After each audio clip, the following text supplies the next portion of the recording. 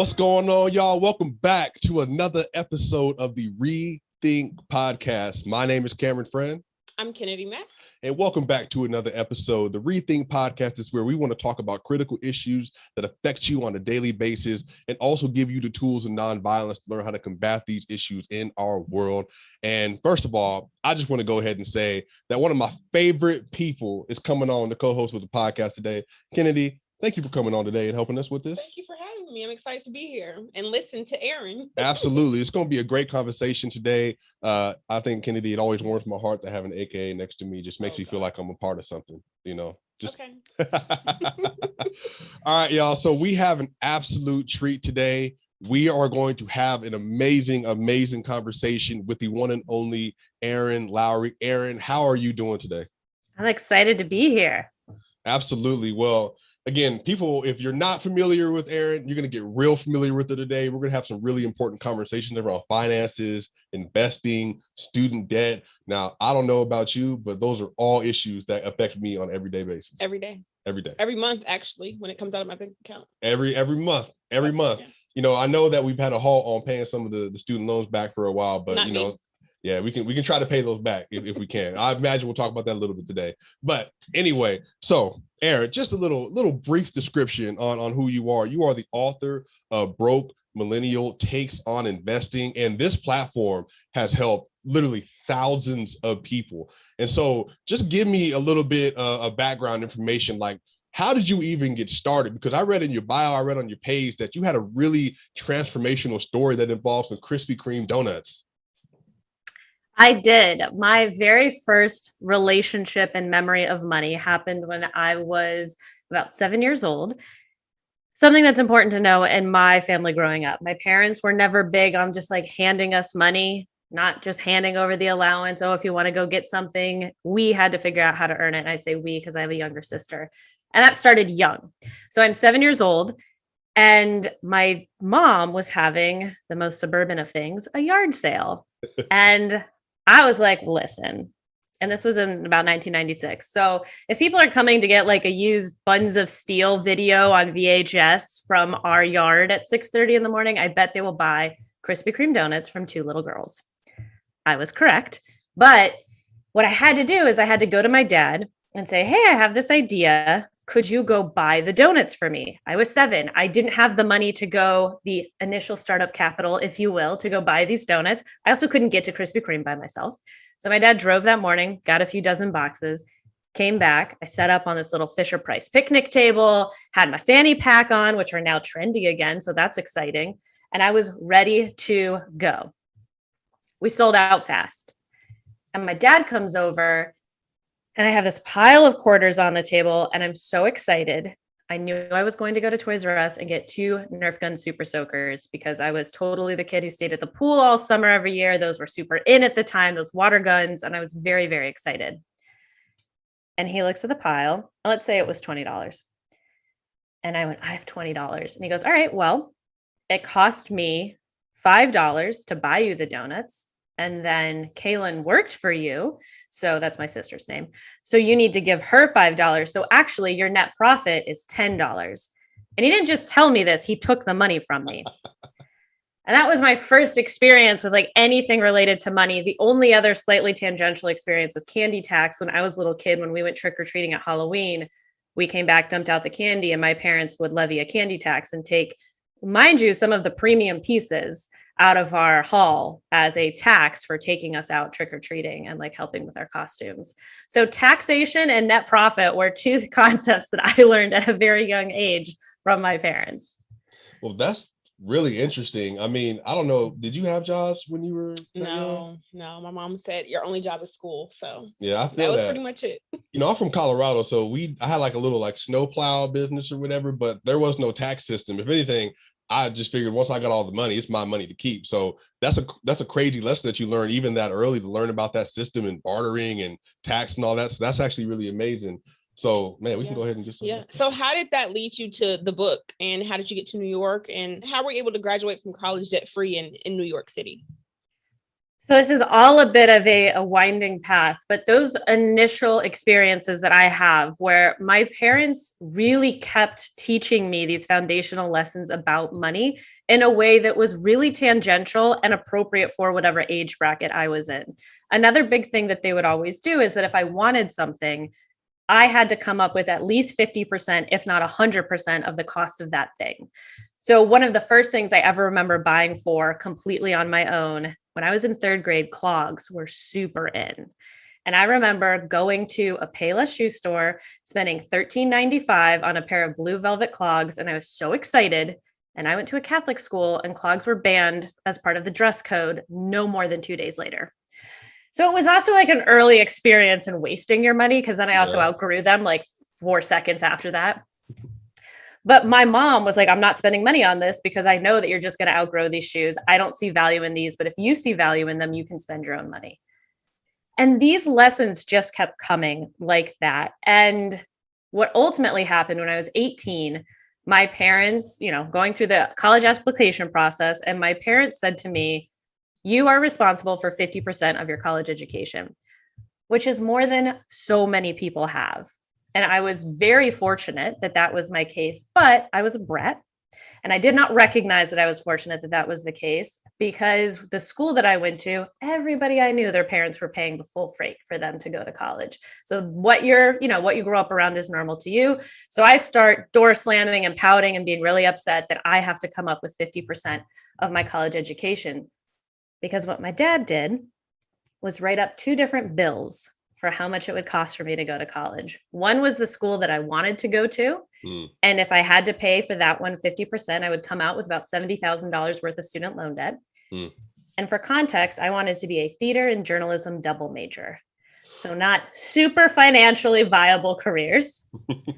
And on the other bill that my dad slid across our dining room table, it talked about the fact that if I went to the school that, spoiler alert, I ended up going to, I had academic scholarships that were about 50% of my education, a little bit more than.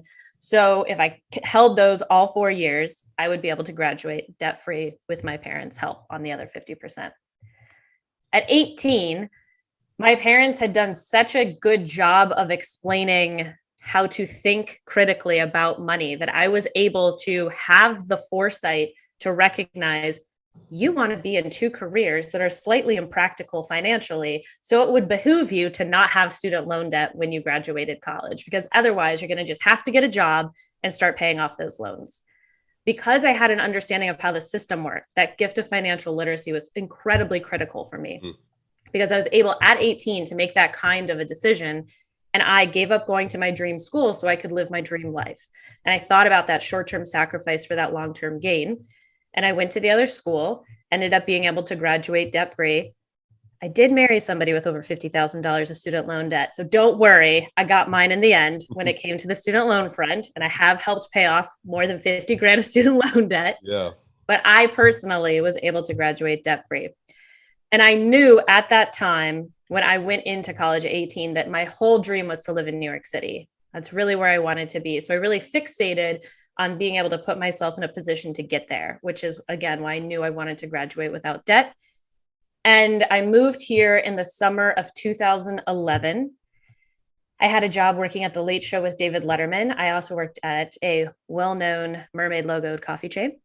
And I was a babysitter. I had to work 3 jobs to make a little bit less than $25,000 that first year that I lived here. And had I had student loans, I'm not sure that that would have really been feasible for me to do, which is why I talk about that connecting with being able to live my dream life. Well, what's so interesting about that is, number one, obviously your parents did an exceptional job just laying the foundation for you. But I think that's fascinating that having a long-term goal and being able to have something you can focus in on can be a target for you to help you make healthy financial decisions. Now, I did not grow up with that kind of teaching. I didn't grow up with that kind of foundation, even thinking about money. If anything, I kind of had a fear of what does it even mean to start making some of those decisions, because I didn't really know too many people that was living like that. So what would you say in terms of your takeaway from those early lessons from your mother what are some of the things that she said to you, or even some things that she taught you to help you learn the importance of saving, or even making that critical decision of not going to the school that you want right now to live the life that you want to live in the future? A big thing that both of my parents did a great job on was modeling the behaviors they were trying to instill. And they would talk to us fairly openly about family goals, things that they were trying to do. They weren't people who would spend lavishly and then tell us like, oh, we can't afford to do this, or we can't do this, but then, come home with a new car, and kind of give us that whiplash feeling that a lot of people experience throughout their childhoods. They were incredibly consistent on this is what we value financially, and also charitable giving being a pretty significant part of that, and modeling those behaviors for us throughout their lives and throughout our childhoods. And what was interesting to me, though, is again, so much of my story comes down to the gift of financial literacy and growing up in a household where we talked about money. Because when I moved here to New York City and I was working those first jobs, it became abundantly clear to me how many people, and many people of privileged upbringings, were so scared of money, never talked about money, never were informed about money. And that's what inspired me to start Broke Millennial initially, is I had gone out with a girlfriend of mine. She moved to New York to be an actress, classic story. Mm-hmm. And at the time she had picked up a job as an executive assistant and was really hating it. And we were 23 then. I'm 32 now for context. And I had said, I don't get it. She didn't have student loan debt. She didn't have credit card debt. Her parents could have helped her out in a pinch. I'm like, you are in the position that everyone wants to be in to take this kind of a big risk in your life. And she said, honestly, I'm scared about money. All I do is hope I have enough at the end of the month. Wow. And that was such a light bulb moment. And I understand how ridiculously naive that sounds. But because I grew up in a family that talked about money all the time, all of a sudden I was like, wait a second. Is this how everyone feels about money? So I started asking, and most people didn't want to engage in the conversation, which made it pretty clear that, yes, this is how people feel about money. It is a source of tension, or it's taboo, or we don't want to talk about it. And Broke Millennial started very initially as a blog, thebrokenmillennial.com, where I was like, I'm just going to share these funny stories of what my parents did to me as a kid, and also these early stories of trying to make it in New York City on not a lot of money, and hope that that connects with people. And it started to, and then it really snowballed into what is now a 3-book series. Yeah. Well, I think there's so many things we can take away from that. And I think that that's very hopeful and that's very encouraging, I think, for a lot of people to hear. But obviously, as an expert on the subject, there are a lot of things that are affecting, and particularly millennials, which now is, 1980 to, about 1995, 1996. So, we're all 24 to 40 years old now. So we're grown, we're getting out of school, we're either in grad school, doctors, lawyers, we're in the workforce, all this stuff. But there are some things I actually want to read. And I know I supplied you with this information earlier, but I have some information from Business Insiders on kind of where we are in the wealth gap and everything right now. So according to the Federal Reserve, millennials hold about 5% of the total wealth in the United States, while Gen X holds 27.6% of the wealth. Baby boomers hold about 52.2% of the wealth. And when baby boomers were the same age millennials in 1989, they held about 21.3% of the wealth. Now, again, much of this seems to be tied to the Great American Affordability Crisis, which points to a rise in living costs and housing, student loan debt, the fallout of the Depression in 2008, the pandemic, all that stuff.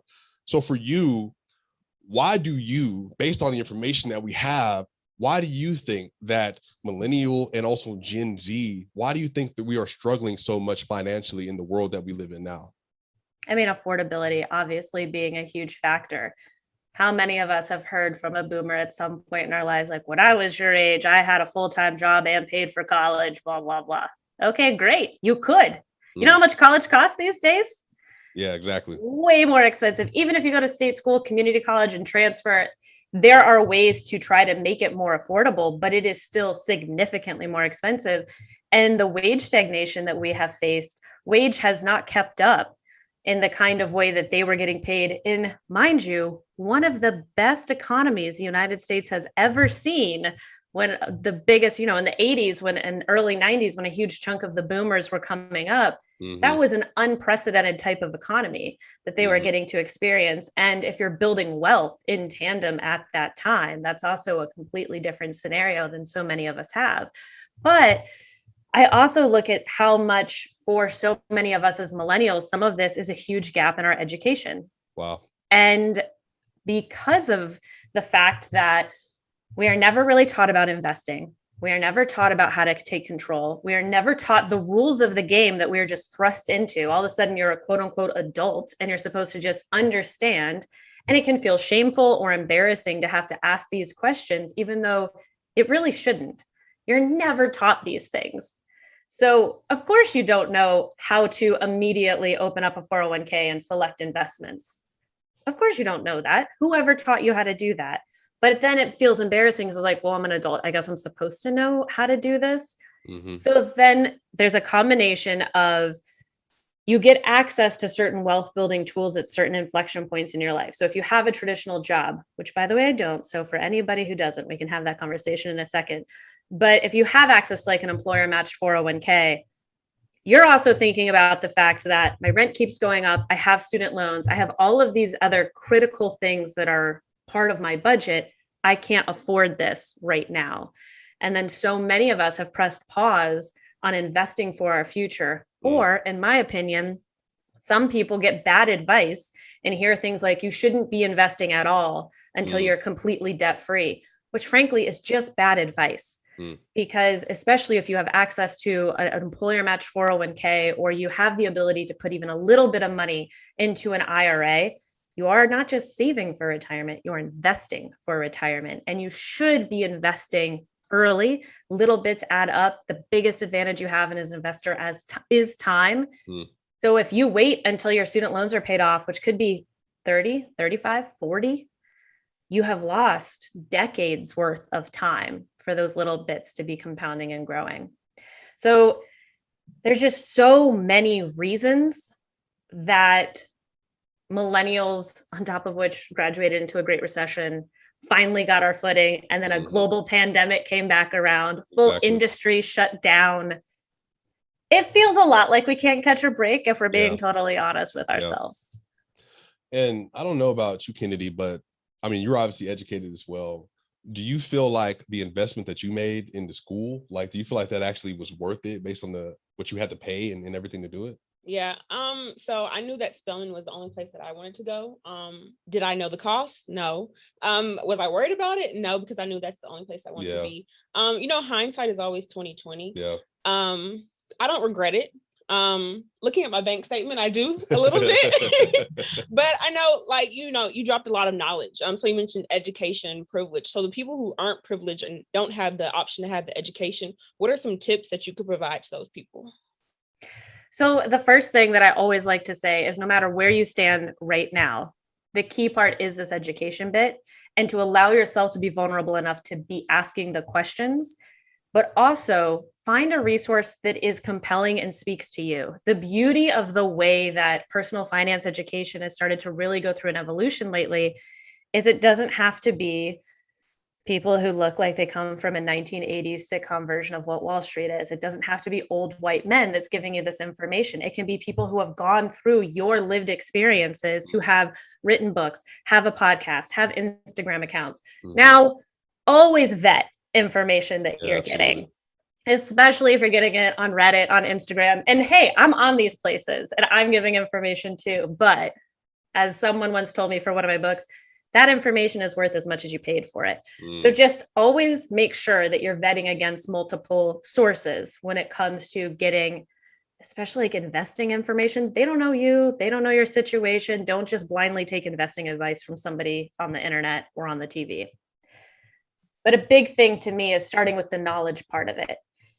The other bit, in order to take control, the first thing that we have to do is face the numbers. And that, I think, can be one of the most painful pieces to this whole puzzle, is you have to sit down and look at every little bit. And what I mean by that is how much money is coming in every month?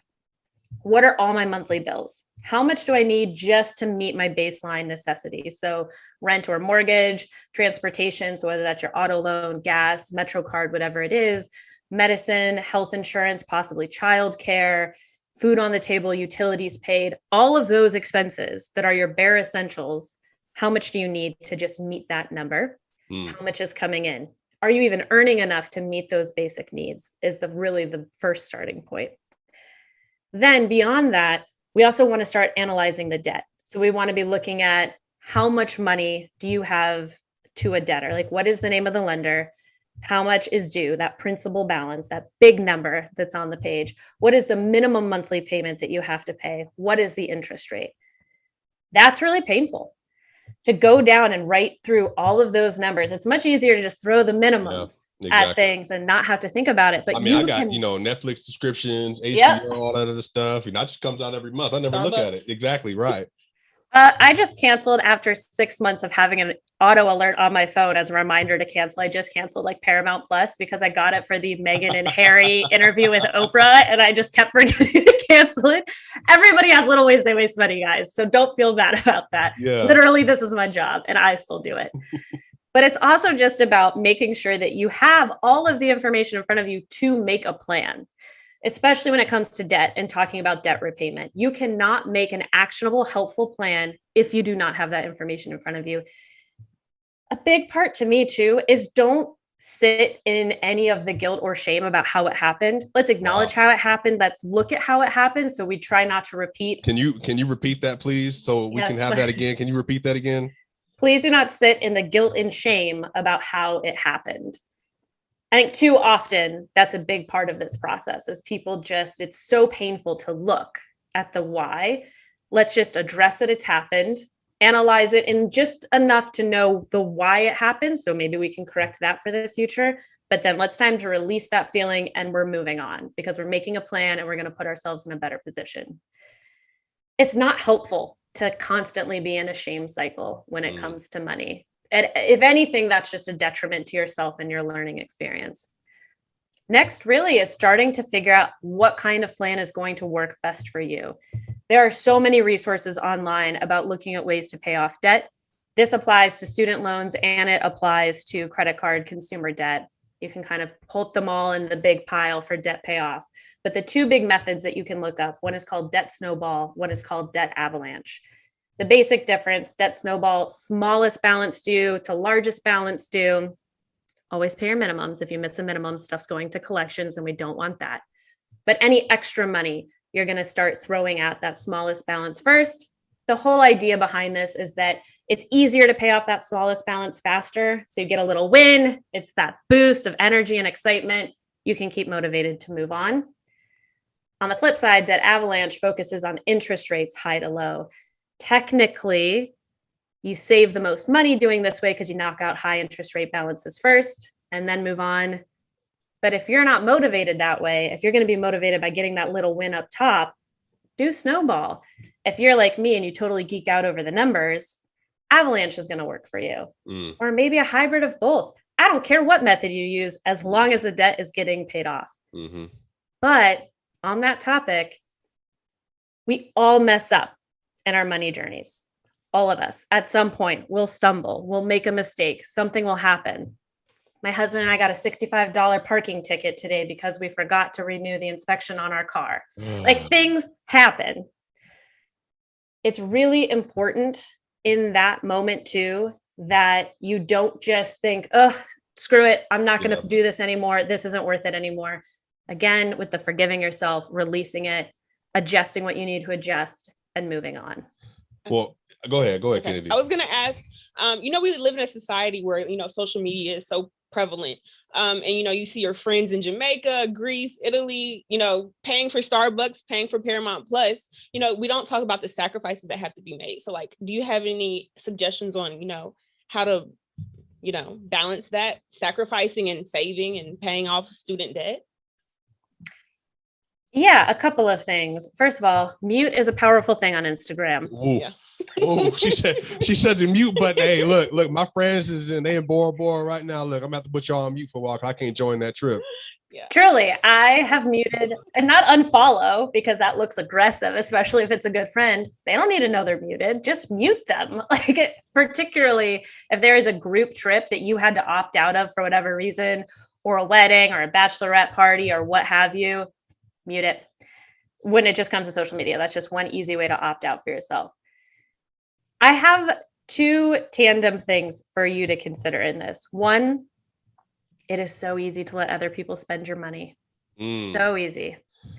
As someone who did the math recently and shouldn't have, in the last decade, my husband and I have spent close to $30,000 attending other people's weddings. Sheesh. In how many years? 10. Okay.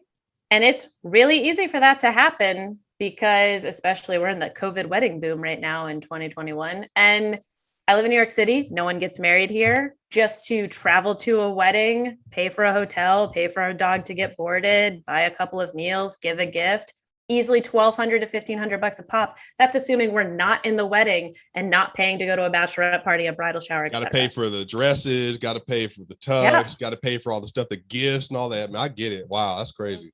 Now, I'm not saying you should say no to every wedding invite that you get, but it does become important to start to figure out how to balance in putting on your own financial oxygen mask, prioritizing your own financial goals, and what other people are asking of you. However, it is also really important when you're on this journey to keep in mind that investing into relationships is also something worth an investment. And sometimes that does take money. And I say that from someone who in my early 20s was really fixated on personal finance, surprise, surprise.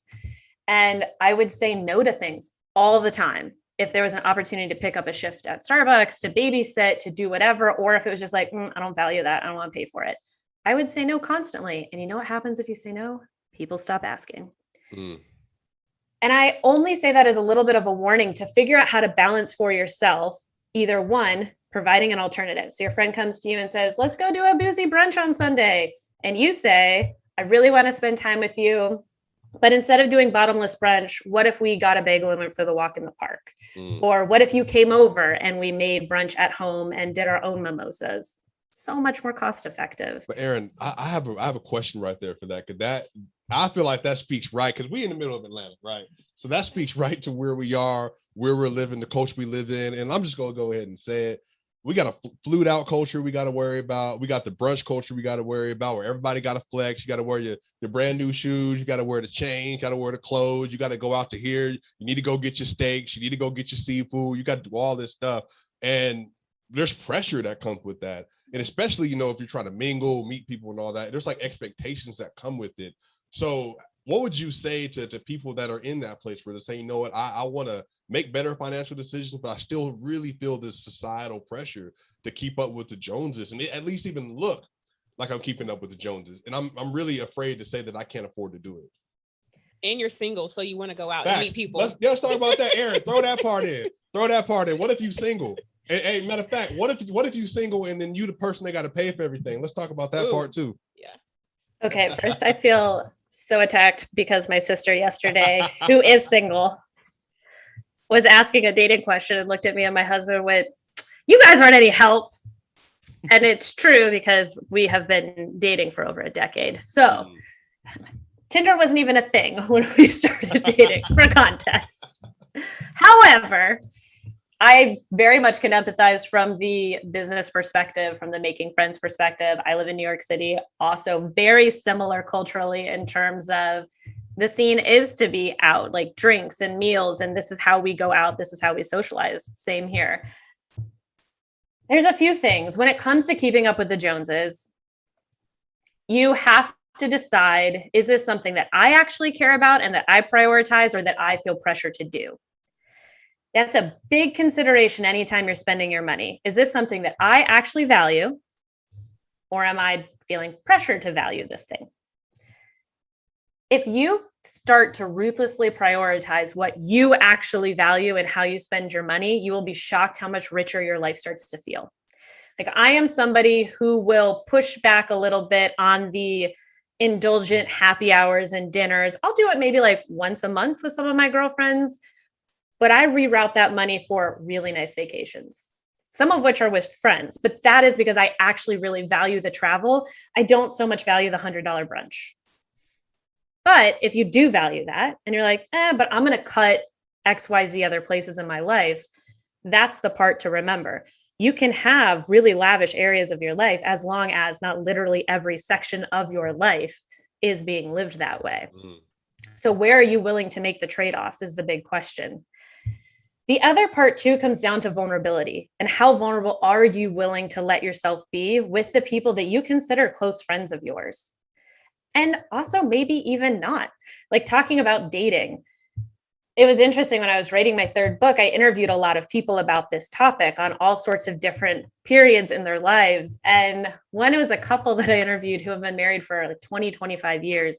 And the guy pulled out a coupon on their first date. And she said for her, that was like, oh, hell yes. Because it meant that his money mentality was in alignment with her own. And I do think that's something we need to start considering when you're looking for somebody that you want to spend your life with. I get flexing in the beginning, but you don't want to be presenting a false version of yourself if you're going to 180 in 10 days to be like, by the way, this is not at all how I am and live my life. Now you can find a balance between like the coupon or maybe a happy hour deal. Like for me, that would be a love language. Even in a friendship, if somebody's like, hey, I found a happy hour, I'd be like, yes, awesome. It's a deal. We know that I like that. So that's something to be considering too. Friends, partners, what have you. How are we communicating and what signals are we sending about money early on? And are those authentic to who we are? Hey, I just want to go ahead and say I want to pop out the podcast real quick. We got a little bit of a tidbit, a little bit of a dating tip. Hey, there's the coupon test now, so you need to pull up to a date. Pull up with the coupon now. Qdoba. I think there's a classier way to do it. She said happy hour. So then you can just finesse it. We're gonna go to happy hour. You don't even have to tell her it's happy hour. So then I don't know you're bottling budget. That's funny. All right, back in. That's actually a really, really good tip. And honestly, I think that leads back into an earlier point, the decision that you had to make as a younger girl about, okay, I have a school I want to go to, but more importantly, I have a dream that I'm trying to pursue. It's in New York City, and this is how it looks. In order to get there, this is the sacrifice I have to be willing to make. And we need to have that same conversation with ourselves and that honesty with ourselves. And you know what? While brunch will be good, I would love to go down to the Atlanta Breakfast Club and spend another $50 getting me some chicken and waffles with another side of waffles on the side. Or, you know what? I'm trying to make a trip to Europe next week. Or next year, whenever you're going to do it. So I'm going to go ahead and put that $50 aside to get that done and prioritizing that. Now, I don't know why y'all laughing. Atlanta Breakfast Club is popping. It was the extra pancakes on the side. That was just... I'm saying, if I'm going to eat... he's going to need coupons. If I'm going to eat, I'm going to eat the whole thing. You know, I mean, we're going out. We're going to brunch. Anyway. You need the unlimited breakfast buffet is really what I'm hearing right now from this conversation. That's the angle that we're going for on brunch. I feel like IHOP used to have that, but do they still have unlimited pancakes? I think some people abused it, and then they don't do it anymore. Yeah, but I feel like you can't. Now that's the other part of the culture. COVID. Yeah, you COVID. Yeah. You can't you can't go up. That's true. Yeah. And they like don't want all the touch points. Anyway, the other idea in all of this too, particularly if you're like really in the early stages of trying to rebuild your financial life and you're struggling with how to balance all of this. One, be open with your friends. You'll be shocked how many other people are feeling this way. You don't know how many other people are also faking this. How many people are running up huge amounts of credit card debt? How many other people will feel great if you're like, hey, how about instead we go for a hike or some other form of an activity that you can do together that's free and affordable? Or just being honest and say, hey, I just worked in an industry that was shut down for 18 months in a pandemic, and I am now surviving on credit cards, and I don't want to keep surviving on credit cards. So to be brutally honest, no, I cannot afford that. Can we do XYZ? Always helpful to provide an alternative if you're saying no to something, just a thought. But the other idea too, anytime you have, whether it's like unexpected income, or if you just have a set amount, it could be modest, $10, $15, like basically a cocktail out of every paycheck, go into a separate savings account, fund, friend fund, future brunches, whatever you want to call it. So you have money set aside so that sometimes you can just enthusiastically opt in and say yes, and it's not going to blow up your budget this month. Well, I think that is phenomenal. And I think this is a great opportunity. So Broke Millennial. So can you just give us some insight and obviously plug your book, plug the series, plug what you're doing. Tell us about that platform and how people can get involved with it and also what they'll learn from it. Well, it really all started when I was coming into a time of, I worked 3 jobs, living in New York City, not making a ton of money, but more collectively, the reason it's just Broke Millennial, not the Broke Millennial, is it felt generationally like, hey, this is what it feels like to be a millennial right now, especially living in a big city. Who would have thought 10 years later, so many of us still feel that way. And I also want to point out the hedonic treadmill part of, even as you start earning more and moving up and feeling more secure in certain ways, there's just new social pressure and new ways that people are flexing. And it's very important to start to build those boundaries for yourself early, as opposed to thinking that, oh, when I make XYZ amount of money, all of a sudden things will be great. Probably not. It's probably just going to be more pressure in different ways. And for me, just the way it started was just telling stories. It's pretty obvious I like to tell stories. That's just sort of the way I tend to communicate. But I was just writing. Full disclosure, I was actually super bored in my day job. And I thought this would be a fun side project. So I'm just going to start a blog, because it was 2013 and like a little bit before podcasts got really popular. So like, I'm just going to start blogging and write out these stories. And it really started to resonate with people and connect with people and take off. And it ended up being a perfect marriage of my theater and my journalism, because I started being able to figure out how to interview people who had incredible experience and do the research like a journalist, but then be a storyteller like the theatrical person. So also, don't ever let somebody tell you that your degree is worthless. You just never know where it could take you. I always get frustrated by that kind of rhetoric around, especially liberal arts degrees. Yeah. You just have to be flexible about what the future might hold. And as the blog kind of started to grow and get traction, I was getting more opportunities to do media, to do presentations. And that led ultimately into getting my first book deal. So the very first book is Broke Millennial, Stop Scraping By and Get Your Financial Life Together. It is written so that you can just open to any chapter at any point and read that by itself. If you're somebody who like has your credit score, great, you're at a 720, but you're still kind of trying to figure out how to aggressively pay off your credit card debt. You've got the debt section, but you don't have to read the credit score section. There's budgets, there's all sorts of different areas. But after that first book came out, I started to get a lot of DMs and emails from people being like, hey, you like briefly mentioned investing and you mentioned a couple of books to get, and I got them and they're very complicated and I don't understand them. Do you have any other resources? And that's really what inspired me to write Broke Millennial Takes on Investing, is that it felt like there was not an investing book that was for true beginners. Like, you don't know any of the language. You don't know what an index fund is. You don't know what an expense ratio is. You don't know what a stock really actually is. Of course you don't. You were never taught it. But it feels like with so many of the investing books, they just assume that you've got this download-based level of knowledge. So then I wrote Broke Millennial Takes on Investing, that also focuses on some millennial-centric issues, like, should I be investing when I have student loan debt? Or what are all these apps about? Or robo-advisor or human advisor? What's better? And finally, the third book is Broke Millennial Talks Money, Script, Stories, and Advice to Navigate Awkward Financial Conversations, because what we have just been talking about is truly, I think, the biggest potential issue for people's financial lives is how to set healthy boundaries with other folks, whether it's friends, family members, romantic partners, even coworkers.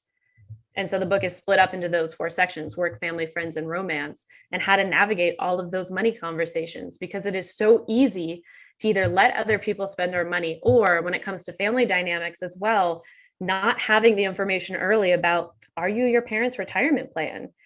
Are you going to need to help a sibling out? Do you have an ailing relative that you're going to have to care for? All of that's going to impact your financial life. So we have to figure out how to have these conversations that are hard and tough and awkward to navigate. So I wrote actual scripts for how to have them.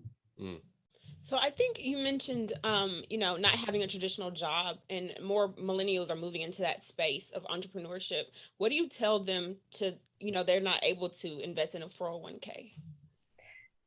You have an even more important job of investing for yourself in so many ways, because you are the boss, you are the employer. So there are options for us. You can look at a traditional Roth or a traditional IRA or a Roth IRA.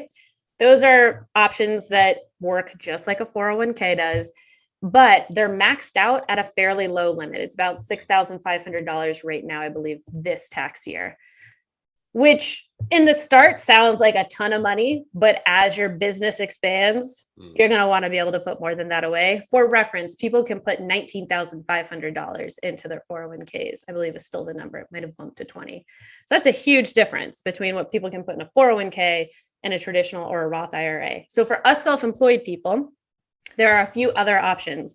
There's a solo 401k. There's something called a simple IRA and something called a SEP, SEP IRA. Those have much higher contribution limits, which also helps you lower your taxable income. I'm not going to tell you which one to do because it totally depends on how you have your business set up. Have an accountant. Truly, it is worth having somebody else handle your taxes unless you are an accountant who is self-employed. Like, please have someone else handle it when you get into a more complicated tax situation, like being self-employed, because they know things that you're just not going to know.